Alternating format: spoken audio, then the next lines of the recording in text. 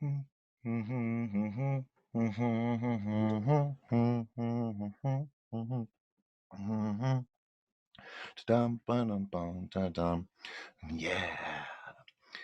Dun, dun, dun, dun, dun, dun, dun, dun, dun, dun. Am I even? Wait. Oh. Um. Shoot. Hi, everybody. Doc Skinner here, 1028 Live. Good morning, good afternoon, good evening, wherever you are. It is a special broadcast tonight. I know it's not normal to be on a Wednesday night, but hey, it is a special one. So, I got a special guest coming up. Tell you about her in just a minute. But right now, I'm going to get all of the bills paid, take care of all the other stuff. So, Disclosure Con, that's what I'm going to talk about. October 5th and 6th at the Hon-Dah Casino Resort in Pinetop, Arizona. It's going to be amazing. We have a huge lineup of people. We've got vendors coming. I think there's going to be 32 booths, including authors. Let me get my list. I just want to make sure I don't forget nobody here real quick. But you can get your tickets now at Big Kid Gamer Lounge in Lakeside. You can also get your tickets at the Lodge Bar and Grill in Pinetop. Also, if you have never been, hello. If you've never been to Sweet Pea's Infusion Cafe, check them out. They also have tickets for our event. And let's see. Oh, everybody's popping up with messages. It's getting in my way here. Let's see. Photos. So, sorry, I got to minimize you too. Oh, all right. So we got all these speakers coming, and I've got a few extra surprises of guests that are going to be attending. And tomorrow night at 7 o'clock from the show Edge of Wonder, direct and live from New York, we will have Rob and Ben from Edge of Wonder. So you want to check that out. So at the event, of course, we have our guest that's going to be coming up in just a moment, Laura Eisenhower. We have Apala Asteria, who's a model, musician, ufologist, actress, and she's also on Star Trek Picard that's coming out. We have the legend himself, Rex Bear from the League Project, Sholo Mufon director, who was on the show last night, David Loomis, our good friend from the UK, the #1 leading paranormal investigator, Don Phillips. He'll be there as well. From Phoenix MUFON and Arizona State MUFON, Stacy Wright and Jim Mann. And our dear good friend, Brooks Agnew, is coming back once again. We have another return guest. We have Joel Christopher Payne from Disney. He's I think they're #1. He's been rated the #1 artist in the world. His paintings are amazing. He's going to be bringing art, so bring your wallets. If you want some collector's item stuff that you're going to pass down generations through wills and stuff, this is the art you want. Come on down, check him out, meet him. He's also the creator of Growums and Friendlians, which is a children's show and app for parents and kids. It's actually the #1 parenting app. So come meet this amazing man. And we've got a special treat, he and I, for you, but you got to come to Disclosure Con. And then, of course, my dear friend, Suzanne Ross, who's just a walking bundle of light. She's the founder and creator of the Sci-Spy TV network, and she hosts many shows and events, and she's going to be here. Then another dear friend, Natasha Nix from Mysterious Forces Live, she's going to be here doing interviews. I think she's bringing her alien guitar again. And then, of course, we have Brad Olson from World Stompers Antarctica, South America, and anywhere else this man can put his foot on dirt. He's like an Indiana Jones, if you ask me. And he's going to be talking about Antarctica, his trip there recently, which was beautiful because I'm editing the videos for it, and it's some amazing footage. So we'll probably show some of that hopefully at the event. Costumes, check it out. It's not a regular UFO conference, okay? So, but it's not a Comic-Con. It's right in the middle, sci-fi and sci-reality colliding. So if you got your cosplay, bring your cosplay on. We got our photo areas. We're bringing back the Millennium Falcon interior set for photos. We're also building some surprise sets. We're doing 3 new things this year to get your photos with, or one of them will defy gravity, we'll just say. We're going to have our costume contest, so you have a chance to win a plaque and some awards. And I just found out that we one of the people that are having a booth at Disclosure Con is a wonderful gentleman who I had the honor of meeting at the UFO Congress, International UFO Congress in Phoenix. He was one of the guys that, you know, helped put the SR-71 together, worked at Area 51. That's right, James Goodall himself. He's going to be there. He knew Bob Lazar before anybody else knew who Bob Lazar was, and he worked at the infamous place. So we'll be talking about. He'll be there to talk about all that, and he has his book as well. So much more. The Hon-Dah Casino Resort has been so great to help us, you know, by hosting this event and letting me, you know, do this crazy thing. They have upgraded. So when you come, it's basically going to be a brand new facility. And this will be it's beautiful. I think they got their light rig set from some huge theater in Phoenix. And I mean, Garth Brooks would want this set up. I was blown away. All new carpet, all new lights, fixtures, all the furniture, new couches. So we'll have areas for interviews for our guests. It's going to be a great time. Plus, did I say it's in the White Mountains? If you've never been to the White Mountains, this is the place to be. We're at about 7,000 plus in elevation. We have seasons, and we have more, I think, pine trees, or yeah, I think it's more pine trees than anywhere in the country. We are also the #1 log cabin vacation destination in the world. So if you're looking for somewhere to get out of the heat, come on up to Pinetop-Lakeside in Show Low, the White Mountains. That's where it's at. All right. So I would also like to say a really quick thanks to, let me pull this up so I don't forget anybody. You know, our sponsors. Of course, I would like to say thank you to Whispering Pines Resorts, Hon-Dah Casino. Let's see, make sure I don't forget anybody.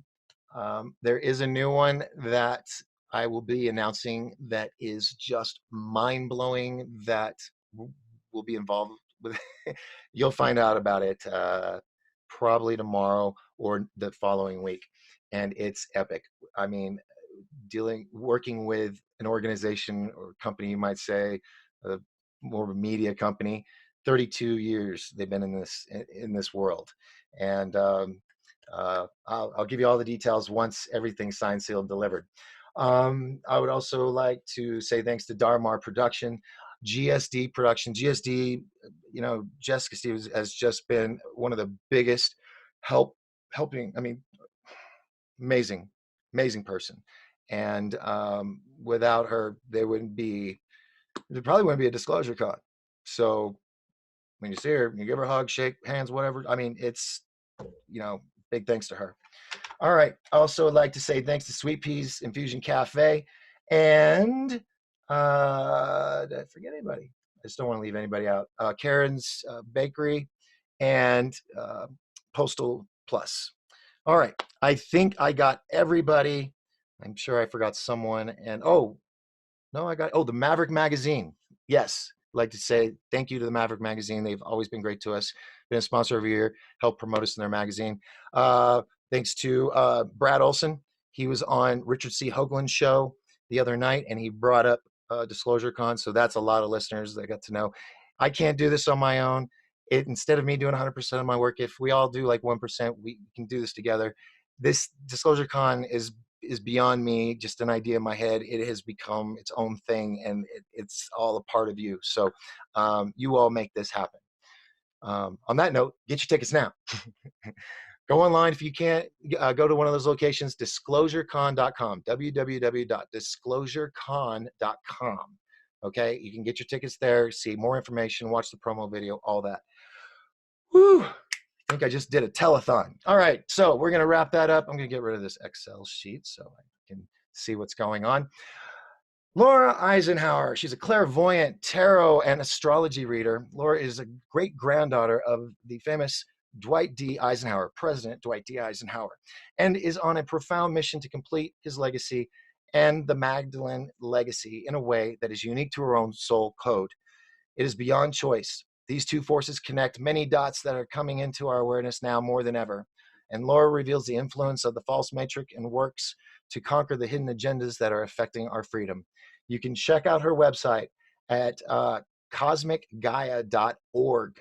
That's COSMICGAIA.org. All right. Shameless plug to the company that won't sponsor me. All right, now I got my voice back. Ladies and gentlemen, it is my honor, my pleasure to present to you Laura Eisenhower. Hey, Doc. Hi, Laura. Thanks for How are having you? me. I'm good. How are you doing?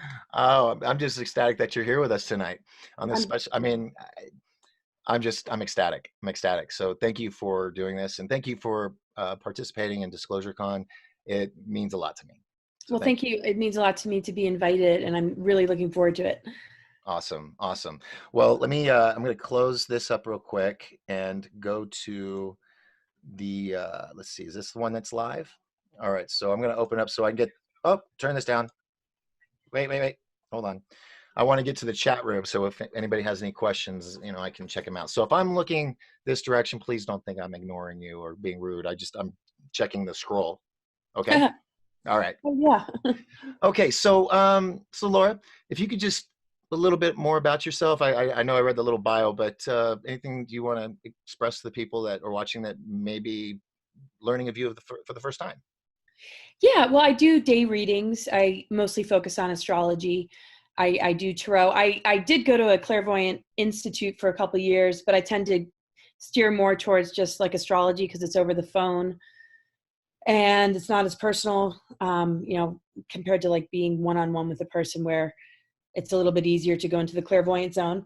I am all about disclosure. I've been a public speaker since 2010 and have traveled all over the world, which has been really exciting to be able to bring this, kind of information to people. I like to focus a lot on our DNA, what junk DNA is, how it relates to the earth grids and the multidimensional cosmos, galactic chakras that we're beginning to like awaken.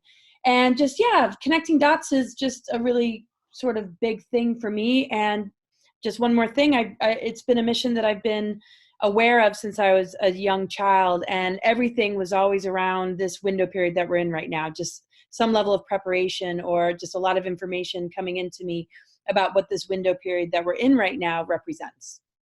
Okay. Wow. So you've been busy spreading this word at all these conventions and conferences, correct? Yeah, I have been. I was sort of adding it up the other day, and definitely about 1,500 events over the course of a decade. Oh my gosh. Yeah. So are you ever home? It doesn't feel like I mean, I wake up sometimes in a hotel and I have to look out the window to remind myself like where I am exactly when it gets to be that back to back. Yeah. Uh, but I am home. I mean, sometimes there are like big chunks of time, maybe a couple weeks at a time that I get to, spend at home. And I think next year I'm going to slow it down a little bit, but yeah, it's been pretty nonstop, and it's been wonderful to meet so many people. I mean, there's so many of us now coming together, and just with social media and just people really just creating channels and doing blogs and just doing more videos. It's just rippling out and really spreading. So I just feel like this incredible team that we're just all working on this together. So Yeah, me and some of my other YouTube friends that they're going to be at the event. We not all of us have been doing it a long time on YouTube or Facebook, and we kind of feel like the Rat Pack of our generation, kind of trying to uh, get the word out there any way we can. And I thought this disclosure call originally it was just supposed to be Travis Walton and Andrew Bashago, and it just blew up. Mike Barrett called me, then Brooks Agnew called me, and I'm like, why these people? How do they know who I am? And one of Mhm. them told me that they heard about it from somebody in Malaysia, and I was like, that's just insane. Oh, wow. Yeah. So yeah, I'm really big in Indonesia. But I'm kidding. It was a joke. But yeah, the way it's spreading, you got all these shows that are going on, all these channels and networks. Um, it's really enlightening because what was it? Maybe 10 years ago, 15 years ago, we were the ones with the tinfoil hats. We were the crazy ones, and now it's all being reported on the mainstream news, and they're like, yeah, they were right. How does that make you feel? I mean, did you feel like at the fight I mean, that we're, well, how do you feel about it? I feel like it's a big hump that we've overcome.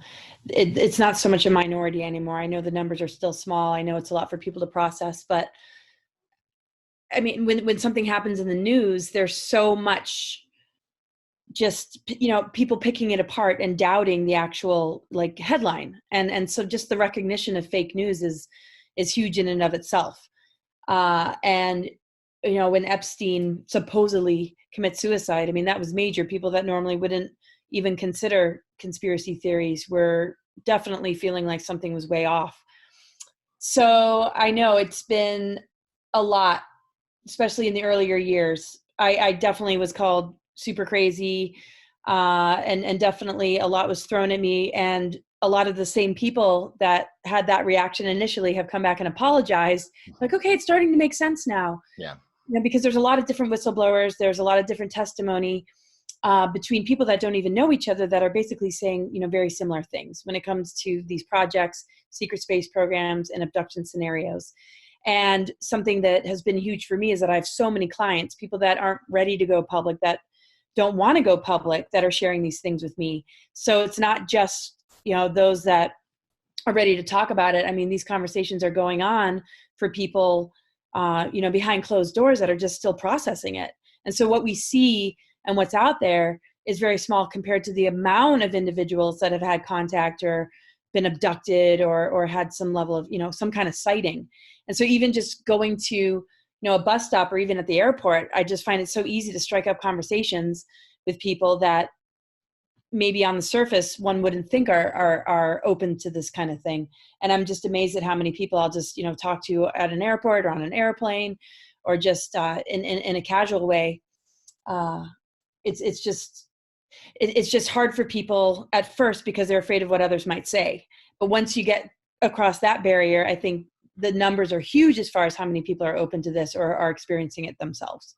Yeah. When I was at the Congress this past week, they had something which I thought was wonderful. They had a morning breakfast experiencers group where people could go. It was a safe spot. They had coffee and donuts or whatever, and they could all talk to each other about their stories, knowing that they weren't alone.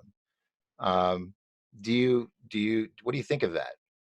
Because I had an idea, but I want to hear what you think. Oh, just about people coming together and being Hmm. able to share, knowing they're not alone. I mean, I think that's the Yeah. hugest. Isolation is really, really painful for people. And it's one of the hardest things to process and talk about. Hmm. And so the more transparent we can be and the more we can hold space, even if it doesn't make sense or we've never experienced it, why can't we just give people the benefit of the doubt and allow Hmm. them to, share, because that's how we learn. It's like a deep sea diver is going to see creatures that we can't see if we're just swimming in the ocean. And some have taken, a leap into the unknown or into territory that isn't that visible to most other people. And just the permission to speak and share, I just think brings out, more truth without the need for, a spotlight. I mean, I think that can come later if a Hmm. person's willing to talk about it, but just getting over the hump of just being able to share is just a huge step for anyone. Yeah. I think, yeah, the more those spaces are held for people, the better. I find like a lot of clients saying, I haven't been able to share this with anybody. I feel comfortable with you, been holding on to this for years and years and years since childhood. Then you get a bunch of people together that might have similar stories or at least, parallel experiences or things that are just having it in common, that it's just a Relatable. Yeah. story. Yeah. Yeah. It's really healing to not internalize this kind of stuff. Well, yeah, that's why I asked you because after that, I had to go. Like, I was back in town and was dealing with the casino, paying for things and getting things ready for the event, and that was in my mind, and I thought it was brilliant. So I have also, on top of renting the ballroom and everything, the conference center, I've also rented a separate conference center, or it's a conference room, not a center. Sorry, smaller, out of the way. It's in the casino or hotel. And I was thinking about doing a morning event where people could go, open to the public. You don't have to have a ticket to go to that because it's not in the main ballroom, and allow people to uh, meet each other, tell each other the stories, just like this, so that because more you talk about it, it's easier. And I think that would be a really cool thing to have at Disclosure Con. So Really good idea. that's, yeah, we're doing that. Kesslin is going to do a meditation thing on Sunday morning. So we'll probably do it Saturday. And then, I mean, I have them all both days. So we could have multiples, one in the afternoon, Yeah, what? See, this is what happens is I say things live on the air, and I'm like, now I'm going to do it. Right? So I said it. Now it's going to Manifest. happen. Yeah. Oh, I totally manifested. So, all right, folks, there it is, right there. I booked a secondary room for the weekend. That will be.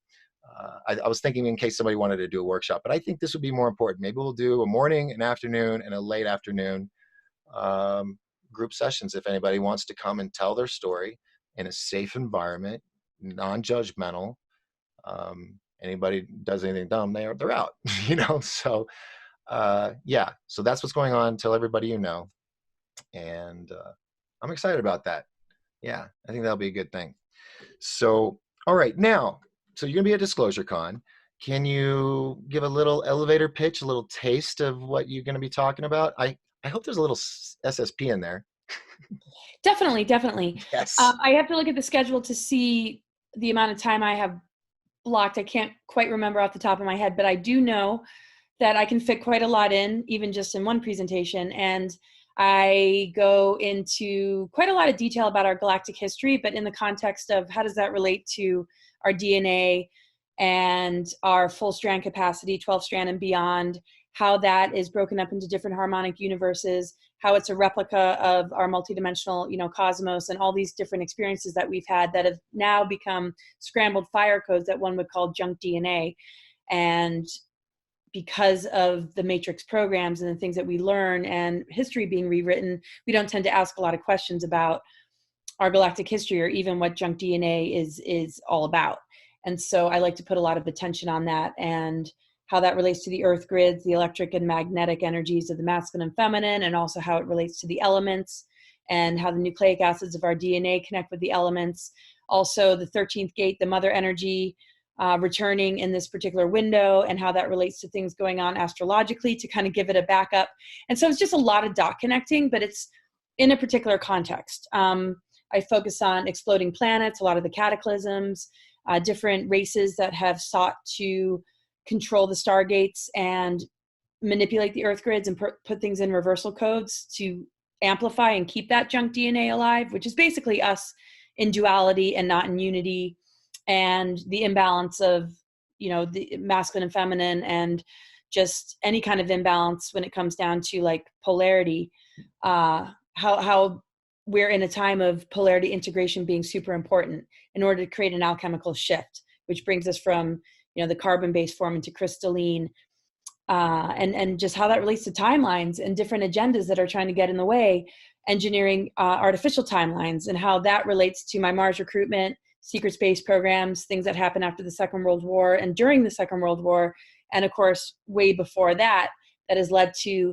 the engineering of these artificial things, timelines, that could potentially lead us into an AI transhumanism future that we don't have to be a part of. And so empowerment's really important, and I really like to focus on that because it really is in our hands. We are the shift, and there's a lot of initiations that organically come into our life, but because we aren't prepared for them, we haven't been counseled to know how to really deal with them. I like to just give it a voice, because without giving ourselves like permission and understanding that it's a really powerful and wonderful thing, we tend to give our power away, maybe go on pharmaceuticals, maybe feel like we're losing our minds, and instead of being able to get to the other side of it and feel the camaraderie, it just ends up getting even worse. And so these moments of growth can actually be stunted and put us in a place of digression. And so also just the targeting of our DNA and on and on and on. I don't want to give it all away. And here I am kind of rambling on about it, but yeah, secret space programs, all the different types of secret space programs, and what my personal experience has been and what I've seen. That's what I was hoping you were going to at least tell part of your story and how you got incorporated in all to this. So it's a great story. I'm looking forward to hearing it live. Yeah. So, I mean, if people have interest in that, I can spend, quite a bit of time. It's definitely included, and I kind of feel out the crowd, and I definitely, there's a lot to share about that and how that all came about, what I learned, what I saw, different technologies that were utilized, and what that was going to mean for our future, and how we can get away from these artificial constructed, timelines through just just being authentic and allowing ourselves these initiations and understanding them and how that relates to certain planets and the shadow side of planets. And I also go into things in relation to the moon, Saturn matrix, and how we're moving on from that. And that there's some significant astrological things going on that are helping us to shift that whole paradigm of that lower Saturn and how it's impacted, the artificial moon, and how we're lifting out of that. And there's a lot of evidence and support to these theories. It's not just some fluffy ideal. There's actually some real data. But of course, it doesn't mean that we can bypass the shadow work and going into that dark night or whatever you want to call it. But that's part of the polarity integration, to not leave any aspect out and to really just, integrate and awaken. And awakening, means that we're going to, face aspects of ourselves we might rather deny. But and what is disclosure? We want it all out on the table, and then to reorganize it and rebuild it in a way that actually works, because this is our architecture. Yeah. Wow. Well, I've never had my chat room blow up like this, but I have to do hellos to everybody so that they know we. Hi, everybody. I can't even see the chat room. But oh, it's okay. It's okay. It's on the Facebook. On the Facebook. Adam, Patty, Phoenix Mufon is on. Hi, Phoenix Mufon. Paula Steen, Randy, Joel Young from Sweet Pea Infusions. Let's see, Joe Glover. Adam, he's having a fun. I can't read all these right now because they're having a fun conversation. Julie,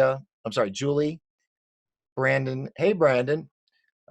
Silk, Paul Barclay, Taryn, Ruben, Cindy, Barb, Jeremy, Jeanette, Lena. This is a good following tonight. Sandy, Mark, Lynn, Robert, Tasha, Jason. I'm only going through these fast, folks, because there's so many. Sarah, Shara, Valerie, Rochelle, another Jeremy, Thomas, and Karen. Whew. Okay, now let's see. Was there any questions in there? Let's see. Nope, no questions. If you have a question, go ahead and type it in and put Q in front of it so I know it's a question.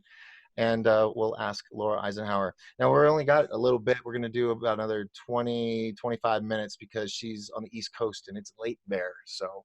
And we're all good. We're all good. And I just want to mention another thing. Also, like ascension symptoms.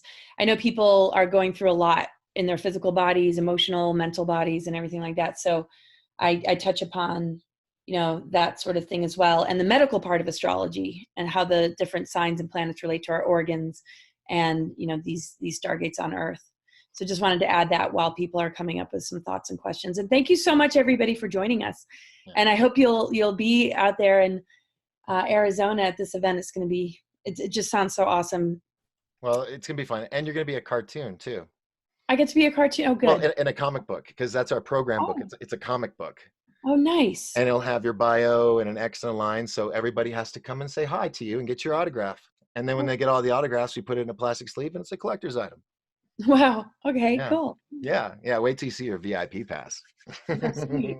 Yeah, it's good. You won't have a VIP pass like this anywhere. Wow. I hope for a while at least. So no, it sounds very unique. Oh yeah. I've been to anything like this. Yeah, everything's got to be outside the box with me. So it's good. Gonna be a lot of fun. And if it snows, that'd be cool.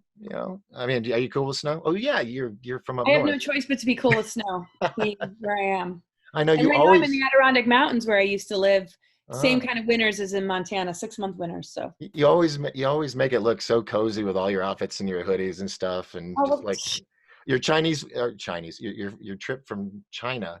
Those photos are just like they were cute. All right. I was freezing there. Oh my gosh! Right. It looked like you guys were both freezing. I just went blank on his name. John D'Souza? Yeah, he was my first guest this year. Oh, really? Yeah, and he was going to be on the bill, but he got double booked. So, but he will be here next year. So it's going to be epic next year. Nice. It's going to be a tripling up of all the goodness. Oh, that sounds great. We might even have to move half of it outside if it gets big enough. So hope for good weather. And then if it goes better and we get all the bugs and kinks out and we got it running smooth, I'm considering maybe doing one I've been toying with this idea. Don't hold me to this, folks, just because I'm saying it online. But I'm tinkering with the idea of possibly doing a secondary disclosure con in a major city. Don't know yet. I'm just tinkering with the idea, so don't hold me to it. But yeah, because it's different. It's fun, and you're just gonna have a great time, and you're gonna love it here. You're gonna feel right at home. The people are amazing. There's a lot of people that are coming because you're gonna be there. So Oh, neat. yeah, you're gonna have a lot of people. All right. Ooh, this thing's already scrolled a lot. Um, let's see if there's a question here. Lots of thank you for being on the show. Oh, we got more people. Tasha, Jason, Sarah. Oh, I already read them. Question. Laura rocks. Hi, Laura from Els. Elise says hi. Um, Laura, what do you think of the hybridization program? Do you think there's a dark agenda, or is it part of Ascension? That's a good question. I think there's more than one. Some breeding programs I hear about just have a good energy to it. I don't feel that sort of constriction, and I can only really go by that at times when I hear information. Instead of kind of processing it intellectually, I just like to go into my heart and just see how it feels. And I've just met a lot of different people that have been a part of breeding programs, and it just seems like there's a few. I would There's say a lot, yeah. Yeah, there's maybe one or two that I've come across that don't feel it's benevolent necessarily. Seems very geared towards further control and enslavement, and others that seem to be happening in order to help raise the vibration of the planet. There's a lot of really incredible souls that I know that have hybrid babies. And the aspect of them that is a part of that child, I feel really good about just because of who they are. And because of that, it gives me a good feeling about what's to come. I mean, when it comes down to it, I see a lot of criticisms about who somebody's family's background might be. I mean, we know that there's, dark and like cabal bloodlines, Illuminati bloodlines. And we're not on YouTube. Yeah, people throw around words like, Nephilim or, alien seeds. And there's almost like a judgment before you even give a person a chance. And I think we have to do that with whatever's coming at us and really feel into whoever it is that's in front of us and not hold it to a race or you're a hybrid or you're from this project or this program. We really got to see things for what they are, for what that individual holds. And the most important thing is that we develop discernment and that we're really, really in touch with who we are. Because if we're easily played and easily controlled, it doesn't matter what's coming at us, something's going to want to compromise. But if we're really strong in ourselves and we focus on our sovereignty and advancing our, DNA and living in integrity and being, true to who we are, we're going to be able to, handle whatever, happens.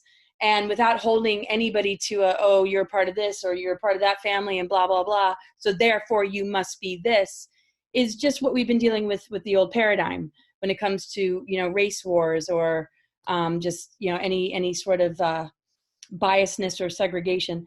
So I just think we just need to really do the work on ourselves to be real strong in who we are, because there are going to be a lot of beings coming in, hybrids, other, systems, star systems. We're really going to be in a place of greeting and meeting species and beings beyond what we, are used to, but yet they've been around, this whole time, and they're part of our more advanced DNA. So we got to recognize that there is a oneness thing and a unity thing on a multidimensional level. But to me, it's diversity and harmony. And when something tries to make us all the same or has a control agenda, that's the big red flag. And I'm not so concerned about what species or race as much as it's, the agendas and who is serving the agenda.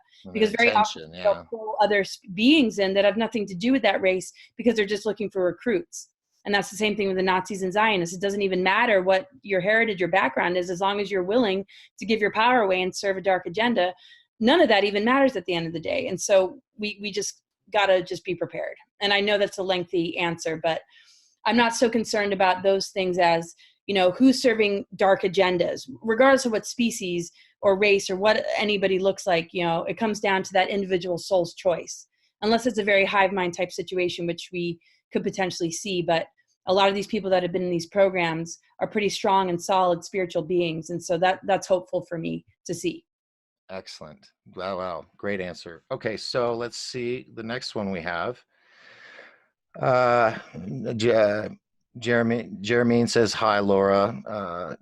Nitya, Nitya. How do I say that? Do you know? Can you think how to say that?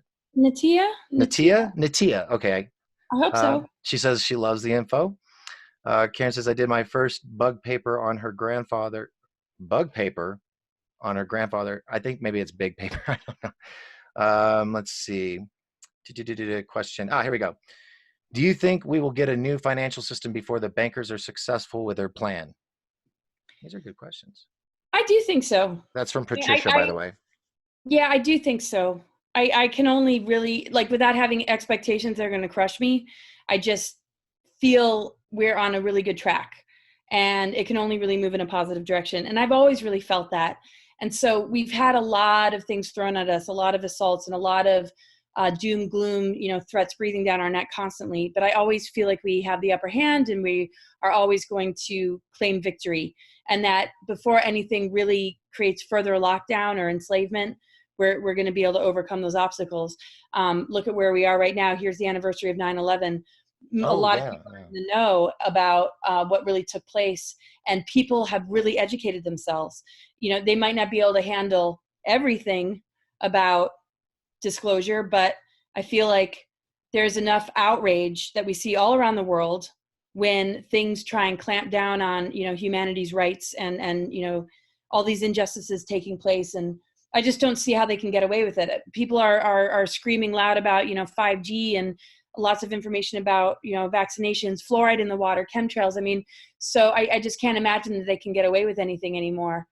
Yeah. Without having like serious repercussions. I mean, even just the Hong Kong protests. Oh, yeah. People are just going nuts anytime that they try and compromise humanity more. Most humans are feeling this huge urge to not be further compromised. And we've been played enough, there's been enough deception, and the rage is really coming to the surface. Even if not everything's believed, the basic human rights, people aren't complying to any further negation of those rights. Wow. I like asking you questions. It's like solid answers. I like that. Okay. The English language is so limited, and I'm like, I know. I love it. Okay, so Silk has a question. She goes, Doc and Laura, the star nation I discovered is talking to us through patterns, symbols, numbers, through nature and artificial intelligence, vibrations and lights too. Does Laura know anything about this? Well, yeah. I mean, that's just the nature of our reality. I mean, sacred geometries, make up nature. And earth grid, stargates, chakra. I mean, it's and there's mathematics, behind it as well. And there are very important, blueprints, and some of them have been manipulated, and certain, codings have been altered. If you even Google like a tree of life, you're not always going to get the 12 spheres. You might get the 10, which is draconian. Mm-hmm. So, there is communication with some of these altered blueprints relating to imitation, archonic technologies and AI, and some that are coded in a way that can help us to activate our dormant DNA. And so we got kind of both coming at us. And the more we can understand the language, the more we can have discernment about what we allow in. There's artificial intelligence signals, and there's organic ascension signals. And so the more true we are to ourselves, the more we're going to be able to tell the difference. And creating from the inside out rather than the outside in is key, because our own energy field, our own DNA, our own meridians on our body and chakras and everything is going through a re-encryption, and has an opportunity to really, advance. But there's something else that wants to imitate reality and a timeline that, can further compromise us. And so we have to be very careful about what we think we might need to create, a better future, and not rely too heavily on technology. There's going to be some that helps us and some that hinders us. If we can find that balance between the right and left brain, the technological advancements and also our spiritual growth, we will more than likely integrate the positive symbols and messages and codings that are coming through versus the ones that will trick us into thinking that we need more than we actually need, because that extra supplemental interference can stunt our growth further. Wow. That's deep. Let's see. All right. So we have, let's see, everybody's saying they love you and hello. Oh, I Um, love everyone. uh, let's see. Where take home from Australia? Did you go to, you were Australia, right? You were recently? Someone says, did you take home? I'm going to read it as it's typed. Do you, Laura, take home from Australia the kangaroo energies with you? Oh my gosh, I love those kangaroos. We were surrounded by them, and I just would sit there and stare at them, and they'd be sitting there chomping on grass, and I'd just be staring at them and just watching them hop around. And Australians are so used to it, right? It's like me seeing deer in Montana. It's like, oh yeah, I mean, I always appreciate seeing them, but I totally feel like I took the energy back with me. And I still scroll through my pictures and I look at them, and I just think they're just amazing. Seeing the babies in the pouches, oh gosh. Mm-hmm. Yeah. Well, that's on my bucket list to go to Australia. I Yeah, wanted to go.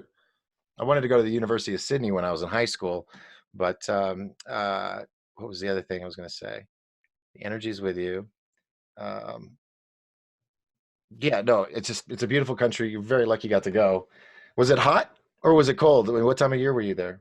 Well, I was there January, I think it was last year in Uluru.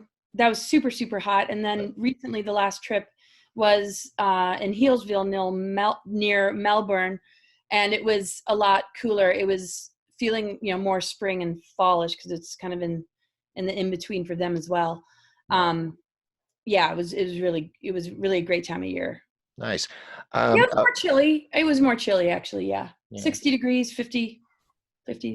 Okay. Well, I know what I was getting lost here because I was like, what was I going to say? Jeanette Allen, that was the one who asked that question. I just wanted to let her know that. Suzanne says, I think hybrid programs are abomination.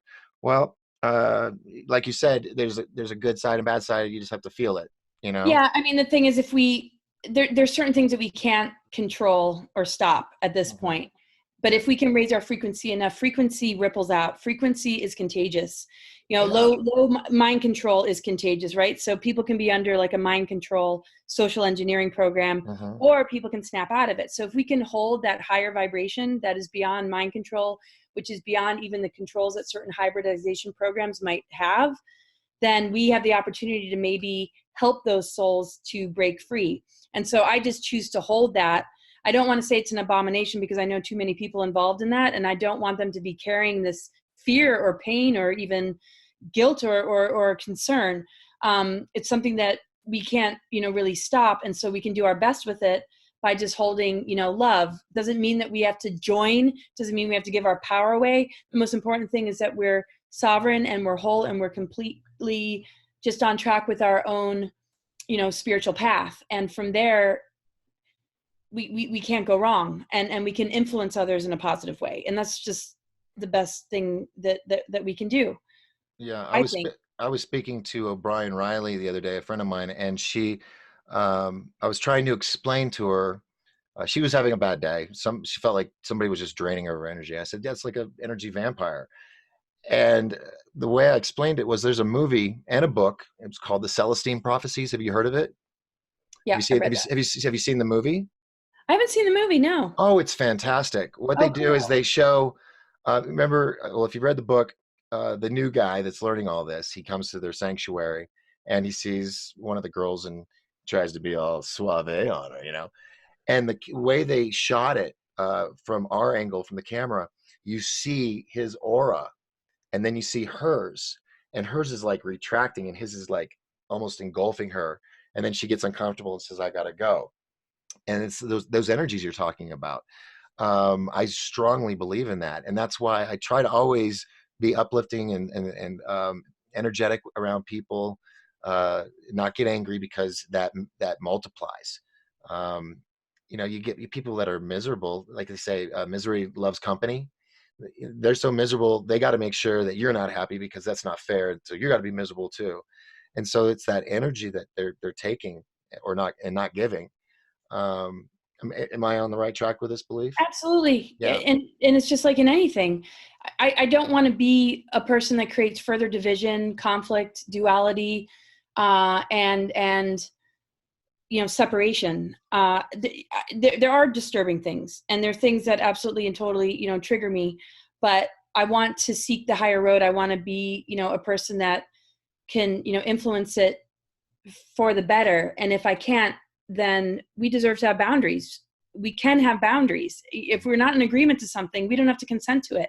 But we Right. don't have to fight it and battle it, because that only creates more darkness. So the universe, there's plenty of room for everyone, and there's reasons behind these different breeding programs. But if we can stop mind control, if we can snap a person out of mind control, we can break an agenda, we can break dark agendas.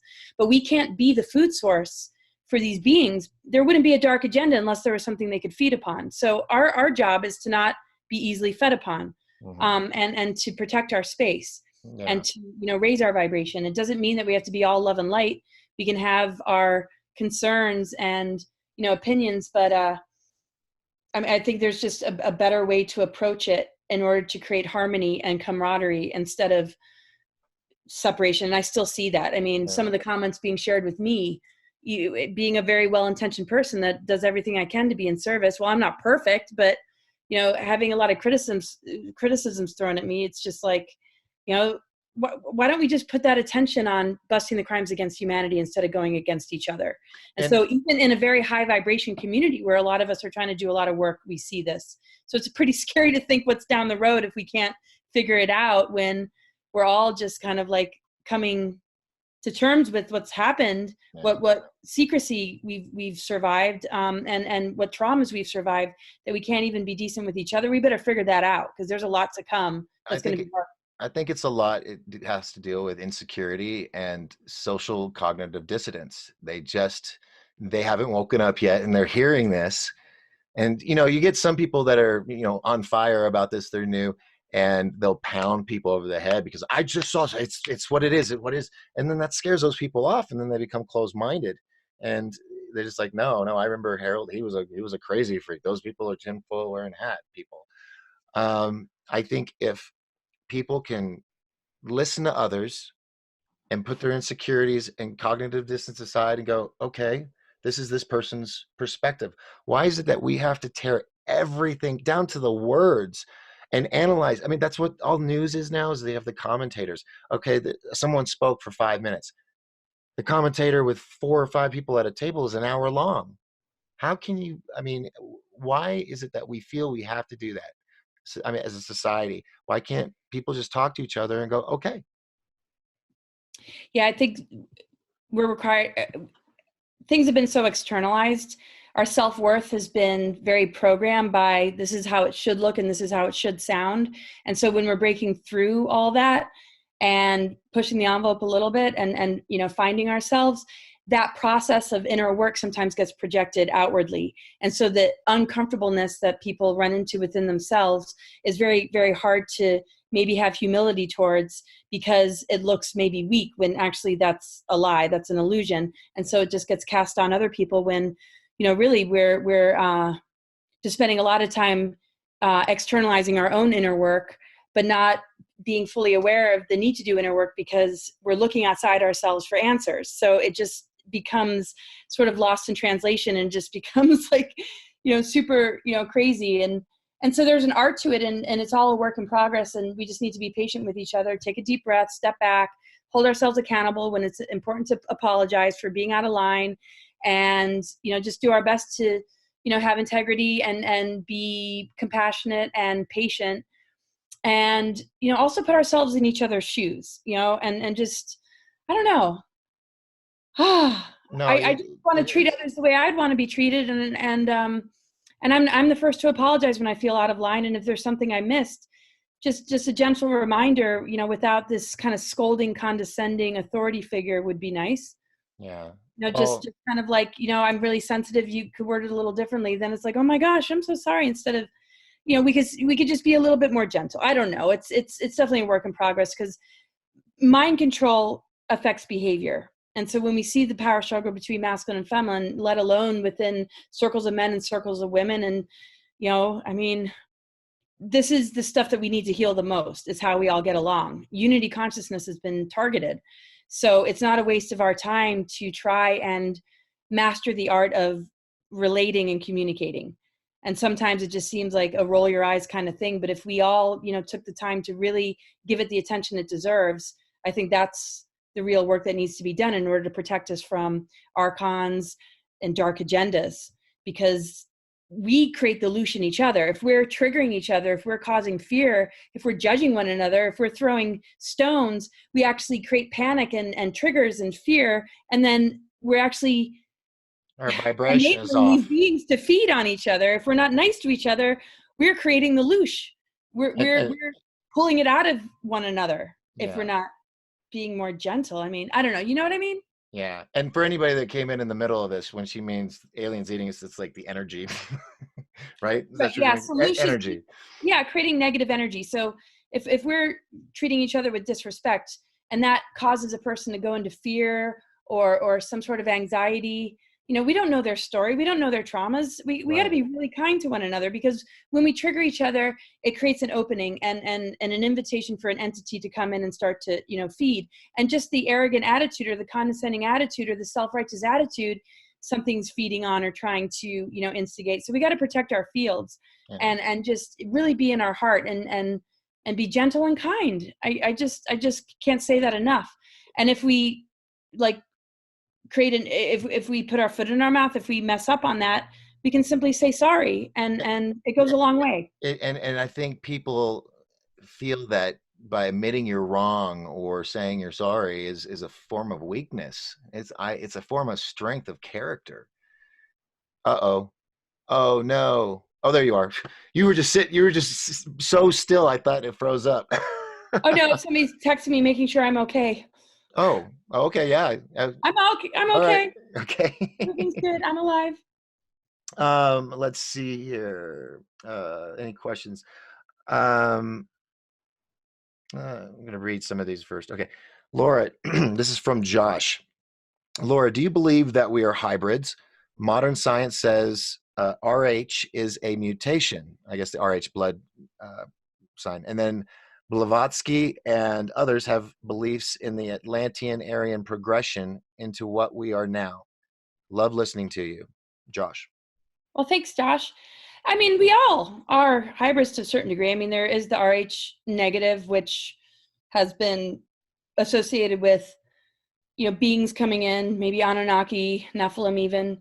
Then there's the RH positive, and people have associated that with being more, on Earth first or hybridized with. I mean, and that's why I say at the end of the day, it doesn't really matter what created our meat suit. It's our soul that matters. We've been jumping around for multiple incarnations in many different forms, maybe even animals, dolphins, birds, different benevolent ET races. Maybe we played the dark villain. I mean, the thing is, the suit that we're in and the genetics behind the physical is not as important as what our heart is, what our intentions are, what kind of soul we have.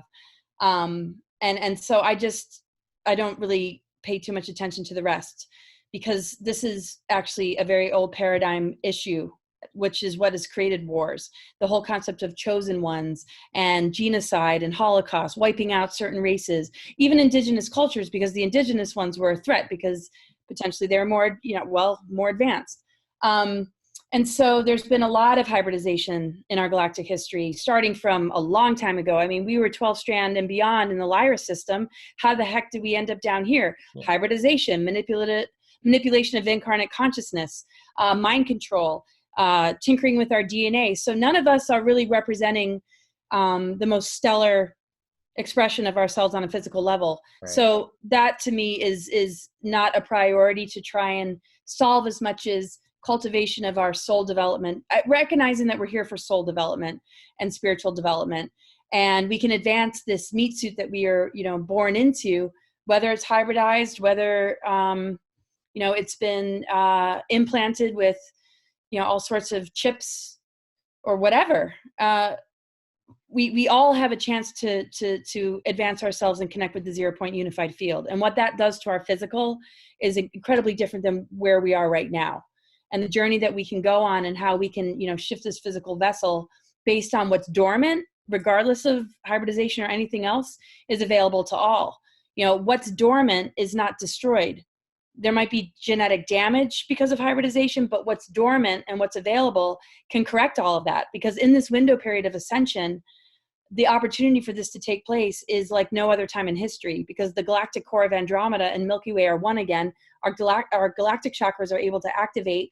And because the Venus transit has created a correction of the reversals of the pentagram and the dark mother reversal energies, and the mother energy is grounded back into the planet, activating us as a diamond heart sun, we're able to correct all of this. And then the revelation is that we can recognize and notice that spirit holds dominion over physical matter. And now it's time to heal from this hybridization or manipulation and tinkering with our DNA and this junk DNA.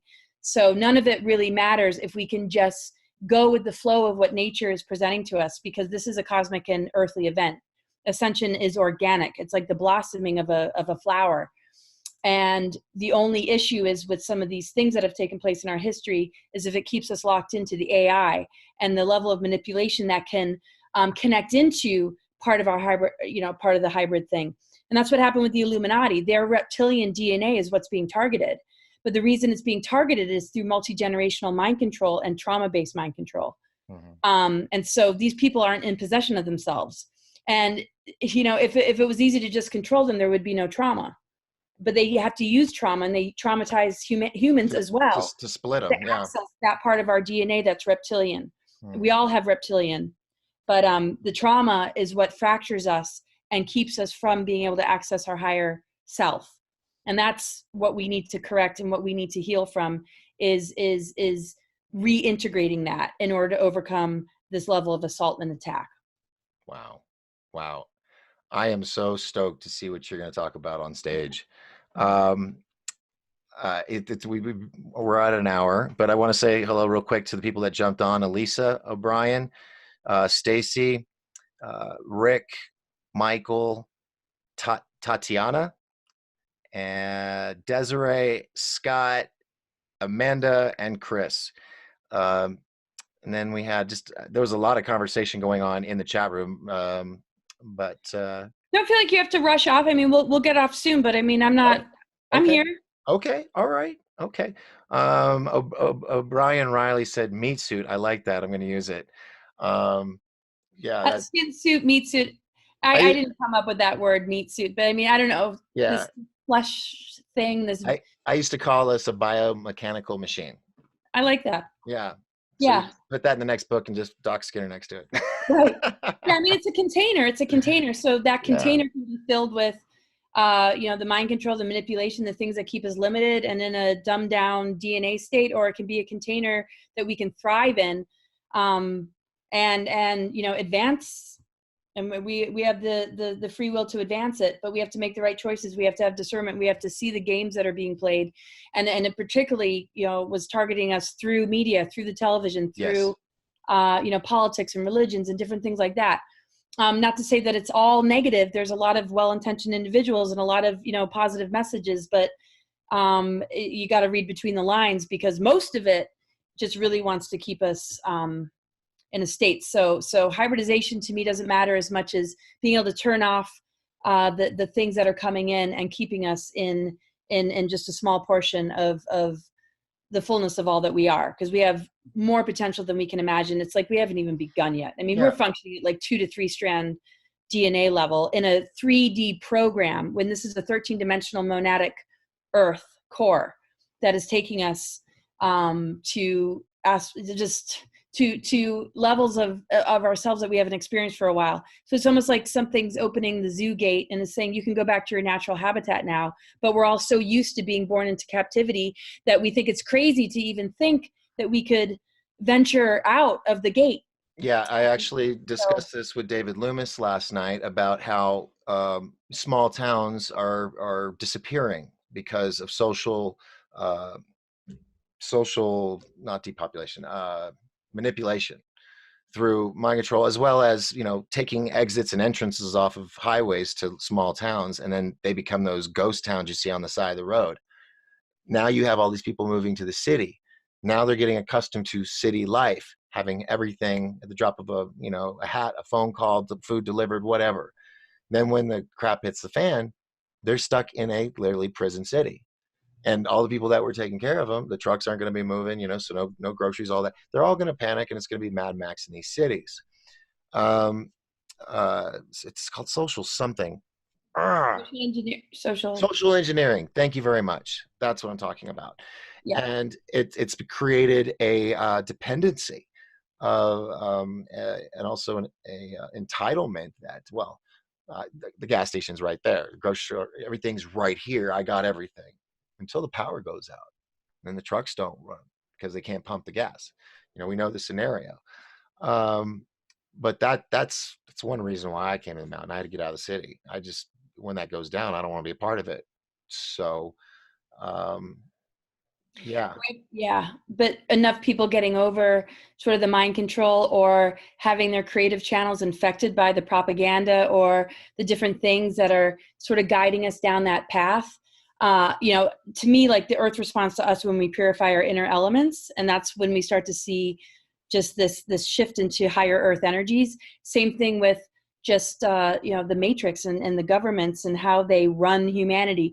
The more we call our power back, the less dependency that we have, and the more informed that we are, the more likely the things that are trying to govern us are actually looking out for our best interests instead of voting for people that present a facade that actually is an illusion compared to how they're operating from behind the scenes, because they might be connected to the cabal. They might be running, one of those agendas. And so when we look at the Clintons and Bushes, some people are still in denial or don't even want to look at the fact that, wow, those particular administrations were really wrapped up in some dangerous stuff. Whether, it just dark territory that's really difficult for people because it seems political, but it's not political. It has to do with, deep state, dark technologies, trauma-based mind control, monarch programming, Manchurian candidates and things like that, compared to, just the surge of leaders that are not wrapped up in that can actually, help us. And so the more we know, the more we can make the right choices about who we allow to govern. Hopefully this whole government system will crumble anyway. And we'll just learn how to maybe create, smaller, communities that are living close to the land, that are not so, dependent, because we have barely evolved, really. I mean, we're in 2020. Not much is different from what it was decades ago. And John D'Souza was talking about this at the last expo, which is really cool. I mean, look at the airplanes, look at the vehicles. I mean, nothing has really changed. Yeah. I remember thinking even just 2001 or 2005 or 6, we would be in floating cities with like hovercraft, just. Or at least a ring space station in orbit like 2001. Something by now. Of course, now I understand why. I was with a company called Space Island Group out of California, and they were going to build with Hilton the first wheel space station in orbit by 2010. And things kept happening, didn't work out. Now that I know about SSP, it makes perfect sense. They don't want tourists up there. They don't want to see what's going on up there. So. Yeah, they're hoarders, and it's all about the elitists, or whatever you want to call them. They have their hands on the advanced technologies. They're the ones that are building condos on Mars. They're recruiting people to enslave and use, whether that's their talents, skills, and abilities, or just to use them for breeding purposes. All this is coming to an end, and this is why events that you're putting on are so important, because the more that's out there, the less that's secret, the better. And it's the same thing with our own healing process. The more we internalize our gifts and abilities, the more we hide the truth of who we are and the things that we've, experienced and gone through, the more hidden it is within ourselves. And that can actually make us ill. I mean, we're here to create, we're here to share, we're here to expose, we're here to be real. And yes, there's a time and place, and there's a way to go about it to not, be too alarming. But this is what disclosure is. And it's a personal thing, and it's a collective thing, and it's a galactic thing, and it's cosmic and earthly. And all the cards are going to be, more and more out on the table as time moves on. And, and people don't have to take it all in. pick and choose what resonates, have a boundary to the rest, but let's all just at least agree to treat each other with mutual love and respect. And exactly, exactly. And like I mentioned to you before the show, I'm all about, instead of just people trying to claw their way up, because that's what it's about. It's about power, money. We can all be prosperous together. So instead of clawing our way up, let's uplift each other and encourage each other and work together. That's why cross promotions is so big with me, making sure that everybody benefits, because now you've got people that count on, that go, okay, this is a good guy. He's not out just for him. He's out for me too. And then it grows and it grows, and you have as Ed Dames would say, an enclave of people that are looking out for you. That's huge. That's so good. And I'm So so glad huge. you said that. And if people would just realize it, the base foundation of everything you've talked about always comes down to one thing, and that's a choice that you have to make. And just know that if you make the good one, your mind will open, your eyes will open, you'll see the world as it is. And waking up, it can be hard. I know a lot of people that, like they say in the Matrix, be careful, he's going to pop, when he had too much information put in his head. And that's where cognitive dissonance takes over. I've told people, if you're new, or if you're one of those people like us that go and tell this, don't pound people over the head with it. Tell them a little bit at a time and pay attention to them. If they're looking like, oh God, pull back. Let them simmer with what you've given them. Don't just keep pounding them until you think they're going to just all of a sudden snap and believe. Oh, totally. Because it's the reverse effect. I did it when I first started learning about stuff. Like the X-Files came out, I was UFO stuff all over my walls at college, and people thought I was a nut job. You can't see it, but I've got marker boards behind this, like the whole wall is marker board. And I've had people say, God, I just walked into a beautiful mind, because I just have stuff everywhere. And then now I lost where I was going. Where was I going with this? Oh yeah, no, totally though. You can't go into deep tissue massage without warming up the muscles. We plant seeds and just share what you can, feel into the person. The most important thing is really love and wisdom, and everybody moves at their own speed as far as some of this moves at their own speed as far as some of this more, complex information. And having all that known and understood is not a prerequisite for ascension. It's really just, being able to just kind of like keep harmony and move towards unity. And sometimes it also involves having boundaries. Healthy communication can give us the best of both. Like we can work together. Doesn't mean that we have to be completely open-hearted all the time. We're going to need our own space. We're going to need our own, protective privacy, also, and privacy. Yeah. But so it's, really, planting seeds and respecting, where people are at. And I just think it's great. Everything that you're sharing, looking out for each other is huge. It's so important. We're like needing to rehabilitate as a human race. We're overcoming a lot of trauma on a collective level, on personal levels. And this is not a time to just claim enlightenment and try and, just one up each other, because then it becomes spiritual arrogance. It's like, we're not ready for that. We need to hold hands together and recognize that we're overcoming so much from past lives and just everything that we're bombarded with. And when we can walk in integrity and support one another, there's no dark technology that can overrun that. The dark technology is able to feed on our fractures and our competitions and our negative ego, whether that's swinging towards lack of self-worth or overinflation. The thing is, when we, at least can just have that mutual love and respect and compassion, the dark technologies neutralize. They have no way to plug in, because the dark technologies are actually functioning off of us. They siphon and harvest our energies to battery up these dark technologies, to put things in reversal, because it's basically turning free energy into a weapon. It's turning us into a weapon against each other, and it's weaponizing nature. When we call that power back and we recognize that those days are over and nature is holding the upper hand, and same with spirit, we can join in with that flow, and it's pretty effortless, the changes that are going to happen. We don't have to overly strategize how we're going to heal and recover. We need to just jump on board and allow everything that doesn't serve us to fall away. And it's a little chaotic, because deprogramming is like detoxing. You just it is. keep flushing it. You know what I mean? Yeah. So this is a time of all the purging, and it's icky, and it can, yeah, create a lot of discontent amongst one another. But yeah, let's just recognize it's not going to be pretty for a little while, and it's okay. Let's just breathe through it together. And sorry, yeah, you were going to say something. No, no, no. I'm just reading all these comments. People, we've touched a good nerve. I mean, everybody's like saying, "Well said." Totally. Um, O'Brien says, "I've done the same thing with my family. They don't want to hear about it, and I know that. It's hard not to talk about it, though, and it really isn't because you want to share the truth with, especially your family and friends." Um, I got family and friends. I just know I don't talk about it around them. Talk about something else, and that's okay. There'll be a time they'll see an ancient alien show or a guy show, or one of your interviews, and something will resonate, as you said. It's just everybody's at their own pace, and Yeah. like you were talking about planting a seed and growing a flower. Every flower grows a little different. You Yep. know. And sometimes I look at it like also just if we were in a parade and we just want to move forward, just throwing information out. But if we jump off and then pay attention to what they're choosing to do with it, it's really distracting. And then we're paying attention to the trolls and the criticisms. I mean, we just have to keep moving forward and just share it, and they can do what they want with it. But we have to Yeah. keep moving forward because we're blazing the trail here. Um, Yeah.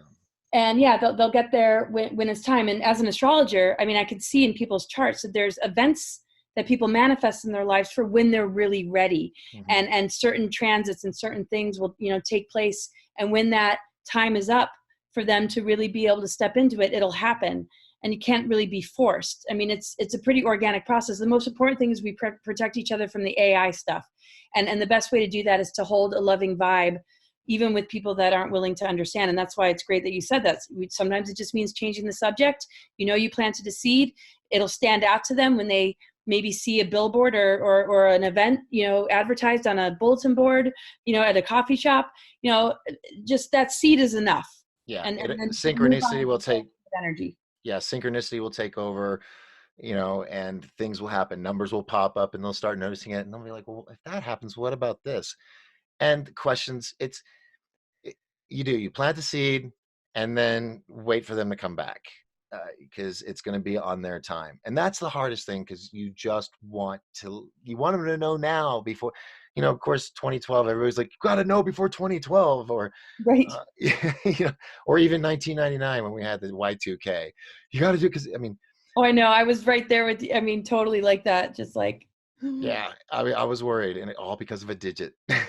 you know, um, you know, I think a lot of people say they don't want to believe because they hear it and they hear it and they hear it. It's coming, and then still nothing's happening. It's just right. more and more bad stuff's happening. But I feel, me personally, I don't think it was 7 days that the Earth was made in the book of the Bible. I think it was probably 7,000 years. Um, and so, who says that the end days, the apocalypse, that's in the book of the Bible, and other religions have their own version, that it's not something over a long period of time? Because if you look at it, 10 years ago, 15 years ago, a big earthquake was like a 4 point something. Now you get fives and six all day, every day, all around the world, especially on the other side. They're getting it really bad. You got all these volcanoes. Remember when Mount St. Helens erupted?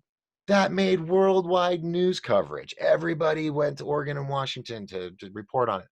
Now we got them blowing up all over the world every day, it seems like. Yeah. Even with people on the mountains. I've seen some videos where hikers are like booking it down as it's blowing up. Gaia, or whatever you want to call it, the Earth, she's shaking herself, like scratching her back, Yeah. and we're the fleas. So Right. And then they do have, technologies that can create superstorms and interferences. So it's like there's yeah, sort of both happening, and it's so hard to know like which one is which. But I think the Earth is holding the greater power now because of this window. yeah, We are in a lot of dark reversals, a lot of dark cycles of history for a while, and now I feel like the Earth is rebalancing, and a lot of these things are happening. People have their own little apocalyptic things on their own personal journeys, and the thing is, we have to understand that there are things happening on a collective level, and not to pay too much attention to the predictions, but just really pay attention to the rhythm of your own being and how that relates to nature, and just the breakthroughs that you're having, the downloads that are coming in, and just, the process, that's going on within you. I mean, people, we can blip into a whole nother, timeline and collapse timelines and move into a whole nother harmonic universe. Yeah. So there never really is an end. We just have to, flow with it so that it's not an outer breakdown all the time, but we're having the inner breakthroughs in order to continue to step it up, so that we don't need all these wake up calls. Sometimes it takes a disaster for us to see reality in a new light. And An apocalypse, I think it means the unveiling, correct? yeah. Yeah. And so, So yeah. it's not, just meteorites and, everything blown. It means that the truth is being revealed. And when you said everybody has their own little apocalypse, it's that moment of, oh, that's what's going on. I am guilty of, when I was younger, being very naive to things around me, because I wasn't fully awake and everything was great, Um, then I look back and I'm like, wow, I was surrounded by bad people, or I shouldn't be alive. This should have happened. That should have happened. But um, angels, and they've got me to this point. And I think um, it all happens for a reason. When I was more open and kinder to people, not getting angry, and getting out of the city was a big help, because when it's just concrete everywhere and you live in a place like Las Vegas, I mean, it wasn't, but you got sports arenas and all that. Everybody's all about the sports on Sundays, and that's I feel is part of the manipulation. No offense against football. I love football. I used to play football when I was a kid. I was a center. I loved just knocking people down. That was my thing. But when it becomes a religion almost for some people, that's where I get worried, because there is more to life than sports or game consoles, or just going to the movies all the time. I've been in the movie industry most of my life, or entertainment, and I have seen how um, they plant Easter eggs, and things that plant that seed. You may have seen it subconsciously, but it was there unless you freeze frame it. All these music videos and stuff, the agendas that they have, it's blatant almost to people like us that are awake. But then you see kids and stuff, they're like, this is my favorite ringtone. It's like, I DJ'd for 28 years, and I put up my headphones last year for good, because of music, because of the messages and the subliminals and the agendas that are in it, and the degrading um, stuff. I mean, just like the titles of some of these songs, you get spanked for saying those words, and they're degrading to women. Um, they're out there shaking, just getting crazy, and it's like, what happened to self-respect? And it's men too. It's not just women, but it's like they lose themselves, or part of society has lost themselves. I understand, go out, party, have a good time, and all that, but it seems like that's the goal of the week. You know, oh, was that you or me? Did you hear that? Oh, I don't think it was me. Okay. Um, so anyway, No, I hear you. that's my Yeah. turn of going off on a rant. No. I have a lot of, I think people should have more respect for themselves, and respect for others. Um, just like you Well, said, if we just would not have an ego, that's a big part, other than, making that choice. The ego, we're so worried that we will be uh, uh, diminished in some way, that will be seen as weak. And so people have to be, bigger and badder than yeah, everybody the whole else. ego posturing thing. And it goes all the way back to the social engineering, as you said, to schools. What's the one thing that every school learns? We're number one. There, we'll outdo that school, and it goes, all the way into college, The and then it competition. goes, into work business, locations, especially car dealerships. It's you get those morning chants, and that, to me, that's mind control, Yeah. like a hive mind. And yeah, I was lucky I didn't have to deal with that much in my life. If I did, it was okay. So this I just I'm employed at a cult. I'm out. Yeah. So Yeah, anyway, I avoided a lot of that too. I just really did my own thing. I could see through a lot of it, and I just hit the wilderness. I hit the road, and um, free yeah, spirit. it's because we're in this personality matrix, and what we're taught success is, or being on top, or the lesser. is something that people fear. And we can't get rid of ego, but if we could align it with soul, and we could align it with, the unified field or 0 point energy or whatever, anybody wants to call it, the 3D reality that people call it is a programming. We're not limited to 3D. That is like such a small fraction of the rest of who we are. When we move into these other levels, we actually upgrade our DNA. We awaken dormant strands. We have to go into the soul. We have to go into the monad. We have to go into the universal mind. And when we can connect all those dots within ourselves, then our ego holds a lot of divine power, and our identities are like in guardianship of the earth, and in just a place of divinity in our expression towards one another, and we make the world a beautiful place, and we purify all the toxicity, because toxicity is a result of these really dark programs that the ego is attached to, because it doesn't give a crap about the earth. It just wants to exploit, just like a lot of these careers exploit what they might consider to be weak. And instead of helping a vulnerable person, it's all about taking advantage of them for the sake of money. So, if we could just get that piece as a humanity figured out, the earth will respond to us, and we'll notice the waters being cleared, the skies being cleared, because we're made of elements. But if our own inner elements are toxic, even if it doesn't feel that way because we're attached to false light, we're just going to see the environment get further degraded. And so it has to be a collective pull towards clearing all that. And when those dormant strands light up, and those higher harmonic universes light up in our own self and our own DNA, the earth has no choice but to reflect back to us a much better existence.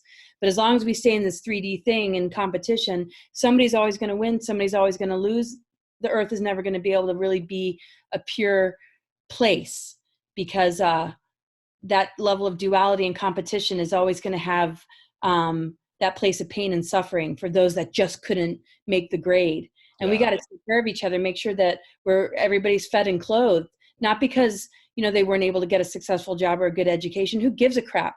Make sure people are fed and clothed, for God's sake, and drop all this BS. Jesus. I mean, we have a responsibility to one another. Nobody should be hungry and starving and without basic needs. Right. And so the people we're rewarding, oh, great, they're athletes or they're good actors. I mean, so what? I mean, a lot of them are monarch programmed too to create the social engineering agenda. So Wow. There's nothing wrong with being talented and being well known, but the amount of wealth that people obtain should go back into, and I know a lot of Right. people do, but it's a part of the give and receive, and the global family that we should all embrace. And I know a lot of people that are well known are doing that. So I'm not picking on any industry.